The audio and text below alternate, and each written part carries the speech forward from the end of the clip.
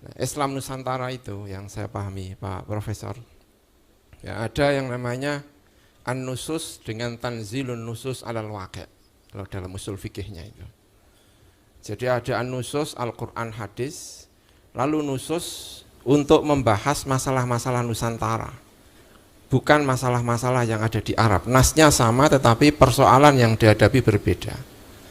Karena hadis innallaha yab'atsu ala ra'si kulli mi'ati sanah man yujaddidu amra diniyah. Setiap abad ada seseorang pembaharu. Itu banyak yang memahami maknanya apa tasdid itu.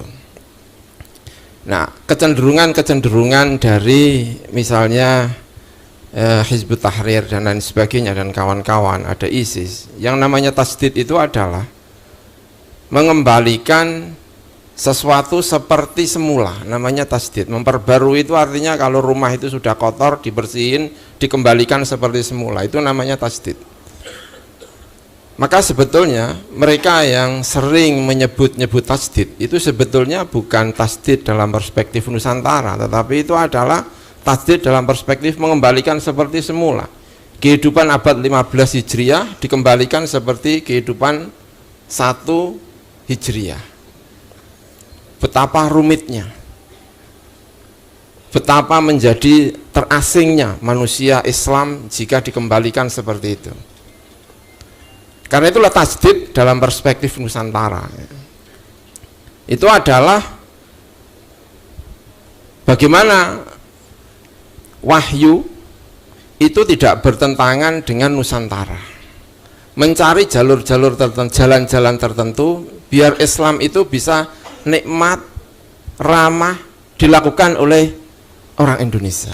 Itu tasdid yang saya pahami selama saya mengikuti berbagai bahsul masail di dalam Nusantara ini. Maka ada berbagai pertanyaan, itu bukan kemudian mengembalikan seperti masa lalu, tetapi bagaimana agar bisa menjawab masa sekarang tanpa menimbulkan problem-problem. Ini Islam Nusantara. Dan ini khas dalam Nahdlatul Ulama. Dan ini ditulis dalam buku Pak Nur Syam ini. Akan tetapi apa yang kurang dari Islam Nusantara ini, yang saya tahu gitu ya, Islam Nusantara itu yang kurang itu kelihatannya berpikiran maju, tetapi orangnya nggak maju-maju. Ini yang kurang, saya tidak tahu kenapa. Itu kalau secara ide, kalau ngomong itu payu di luar negeri. Tapi kalau sudah masuk ke sarangnya, itu membingungkan. Dan itu yang perlu belajar banyak dari orang luar. Dan dulu sudah disampaikan oleh para pendahulu-pendahulu kiai-kiai kita harus belajar. Terutama pertama menyangkut pendidikan. Mengelola pendidikan dengan baik. Yang kedua mengelola tentang kesehatan, dan yang ketiga mengelola ekonomi. Alhamdulillah dalam pendidikan Islam Nusantara dalam ini cukup berhasil. Mulai banyak kampus-kampus pendidikan-pendidikan yang baik di lingkungan Nahdlatul Ulama. Karena dulu Unisma saja itu dulu namanya Universitas Nahdlatul Ulama, tapi mau ambruk diganti nama menjadi Unisma kalau tidak salah. Pokoknya kalau nama itu dikasih Nahdlatul Ulama itu biasanya agak ambruk-ambruk gimana gitu.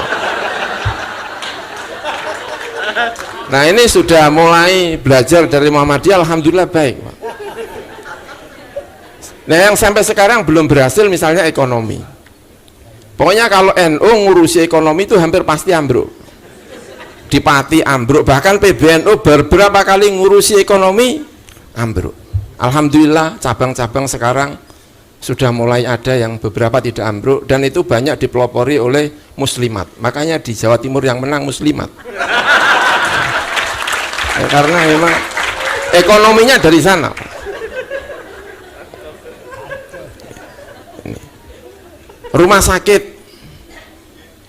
ada beberapa rumah sakit di Nahdlatul Ulama yang kemudian wallahu alam biswab kata kiainya itu. Ada di Temanggung, ada di berbagai tempat yang saya tahu. Kemudian sekarang mencoba untuk diperbaiki, belajar dari Islam berkemajuan. Jadi memang dalam hal ini kita harus saling mengisi saya kira. Dan hal yang sama, Muhammadiyah itu kalau belajar kitab kuning. Itu yang tidak bisa, Pak. Kalau kepengen jadi ahli dalam kitab kuning, yang mondoknya harus di mondok NU. Belum ditemukan yang saya tahu ada pondok pesantren Muhammadiyah ahli baca kitab kuning. Sebagaimana NU harus belajar kepada Muhammadiyah, saya kira Muhammadiyah dalam hari ini juga harus belajar kepada Nahdlatul Ulama. Dan ini perkembangan di Nusantara. Ini dua-duanya harus berkembang dengan baik.